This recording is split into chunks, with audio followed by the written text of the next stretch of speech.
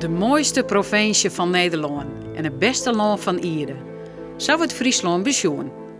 Waarom ben we je grutskop? En hoe is de ruimte invuld en vormjoen?